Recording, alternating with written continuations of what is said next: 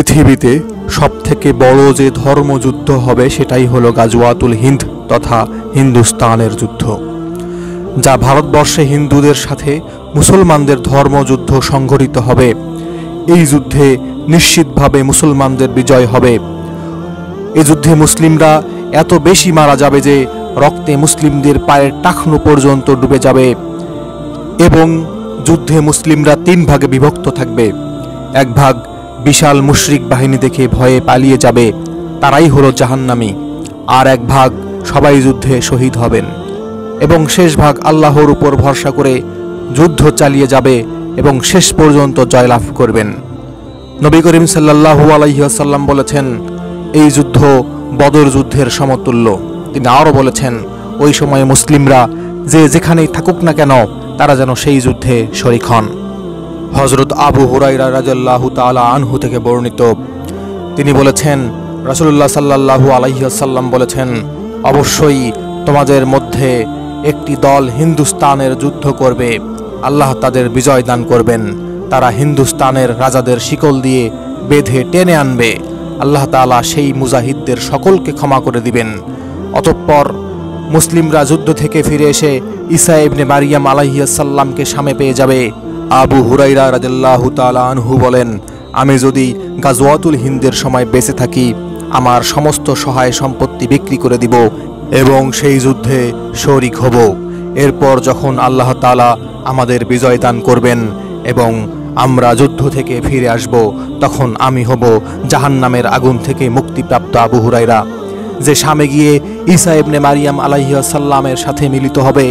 আবু হুরায়রা রাদিয়াল্লাহু তাআলা আনহু বলেন, আমি যখন নবীকে বলেছিলাম, হে আল্লাহর রাসূল, আমার খুব আকাঙ্ক্ষা যে আমি ঈসা ইবনে মারিয়াম এর নিকটবর্তী হয়ে তাকে সংবাদ দেব যে আমি আপনার সংসদপ্রাপ্ত একজন সাহাবী। তিনি বলেন, এতে রাসূলুল্লাহ সাল্লাল্লাহু আলাইহি ওয়াসাল্লাম মুস্কি হাসতে হাসতে বললেন, সে তো অনেক দেরি। কিতাবুল ফিতান। গাজওয়াতুল হিন্দ তথা হিন্দুস্তানের যুদ্ধ আল্লাহ তার রাসূল সাল্লাল্লাহু আলাইহি ওয়াসাল্লাম কর্তৃক প্রতিশ্রুত একটি যুদ্ধের ভবিষ্যৎবাণী, যা রাসূলুল্লাহ সাল্লাল্লাহু আলাইহি ওয়াসাল্লামের যুগের অনেক পরে তথা শেষ জমানায় সংঘটিত হবে এবং যুদ্ধটি হবে ভারত উপমহাদেশব্যাপী বিস্তৃত। গাজওয়াতুল হিন্দ বাইতুল মুকাদ্দাস তথা জেরুজালেম থেকে ইমাম মাহাদির নেতৃত্বে পরিচালিত হবে। ইমাম মাহাদি হিন্দুস্তানের দিকে একটি সৈন্যদল পাঠাবেন। সৈন্যদল হিন্দুস্তানের ভূমি জয় করে তা পদানত করবে। দাজ্জালের আবির্ভাব পর্যন্ত তারা হিন্দুস্তানেই অবস্থান করবেন। সে সময় দাজ্জালের আবির্ভাব ঘটবে এবং ঈসা ইবনে মারিয়াম আলাইহিস সালাম আসমান থেকে অবতরণ করবেন। ঈসা আলাইহিস সালাম ইমাম মাহাদির ইমামতিতে সালাত আদায় করবেন। এ যুদ্ধে মুসলমানদের বিজয় হবে এবং মুসলিম সৈন্যদলটি হিন্দুস্তানের রাজাদের শিকল দিয়ে বেঁধে বন্দী করে জেরুজালেমে ইমাম মাহাদির নিকট উপস্থিত করবেন। এ যুদ্ধে অংশগ্রহণকারী মুজাহিদগণ হিন্দুস্তান থেকে ফিরে এসে শামে চলে আসবেন। তারা শামে ঈসা ইবনে মারিয়াম আলাইহিস সালামের নিকট সাক্ষাৎ লাভ করবেন। এ যুদ্ধে অংশগ্রহণকারী মুজাহিদদের আল্লাহ তাআলা ক্ষমা করে দেওয়ার ঘোষণা করে দিয়েছেন। এ যুদ্ধে অংশগ্রহণকারী মুজাহিদদেরকে আল্লাহ তাআলা জাহান্নাম থেকে মুক্ত ঘোষণা করেছেন। এ যুদ্ধের শহীদগণ হবেন শ্রেষ্ঠ শহীদদের অন্তর্ভুক্ত। তাই এই যুদ্ধে প্রত্যেক মুমিনের সর্বাত্মকভাবে নিজের জান মাল সবকিছু ব্যয় করে অংশগ্রহণ করা উচিত, যেমনটি আবু হুরায়রা রাদিয়াল্লাহু তাআলা আনহু বলেছেন।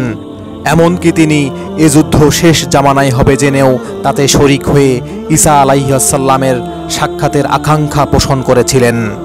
বর্তমানে ভারতের হিন্দুত্ববাদী সন্ত্রাসীরা মুসলমানদের ঘরবাড়ি মসজিদগুলি বুলডোজার দিয়ে গুড়িয়ে দিচ্ছে, আমাদের মুসলিম ভাইদের গণহত্যা করছে, আমাদের মা বোনদের ধর্ষণ করছে, রাষ্ট্র তাদের বিচার করছে না।